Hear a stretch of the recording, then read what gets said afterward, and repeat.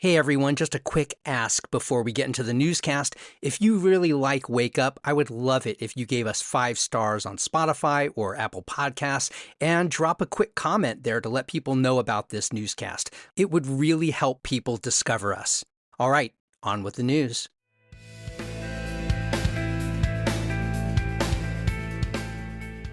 Wake up, Jacksonville. I'm Matt Peiken, and this is your local newscast for Thursday, January 8th.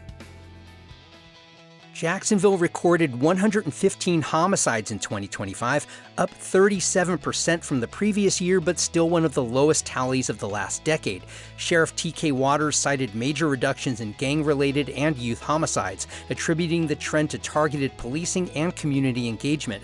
But domestic-related killings rose from 21 to 28, with mental health factors also increasing. The sheriff emphasized continued efforts to address drug-linked violence and bolster support services. African Americans and men remain the most frequent victims, and the city's deadliest areas were in zip codes 33206, 208, and 209. Read more about this in the Times-Union.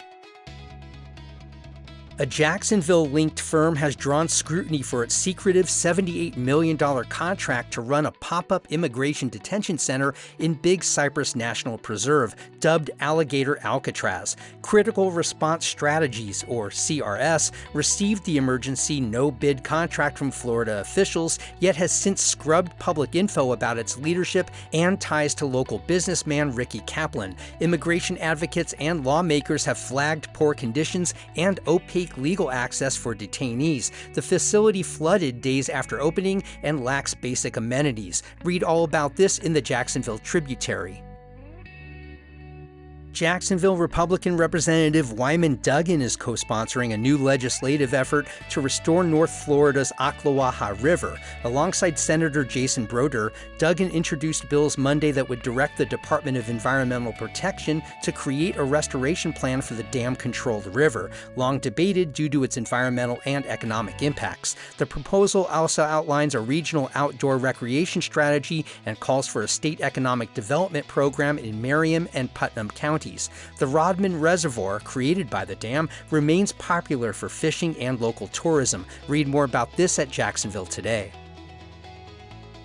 Chemours will permanently lay off 75 employees at 3 North Florida mineral operations this spring, citing economic competitiveness. The affected sites include the Maxville mine near McClenny and 2 facilities in Stark, with the largest cut, 44 jobs, at the Trail Ridge South mine. Most impacted positions are operators, though technical and supervisory roles are also affected. Despite the workforce reduction, none of the facilities will close. Chemours, a key domestic supplier of titanium and zirconium minerals, operates along Trail Ridge in this strategically vital region. Read more about this in the Jacksonville Business Journal.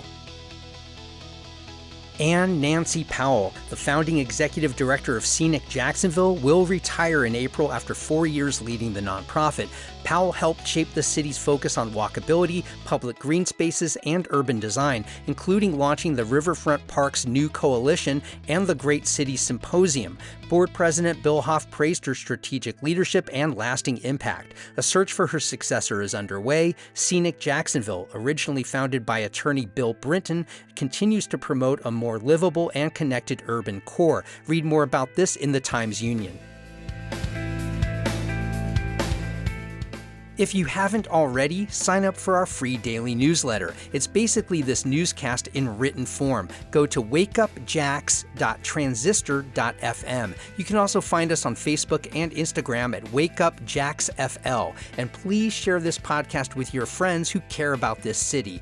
I'm Matt Peiken. Thanks so much for starting your weekdays with Wake Up Jacksonville.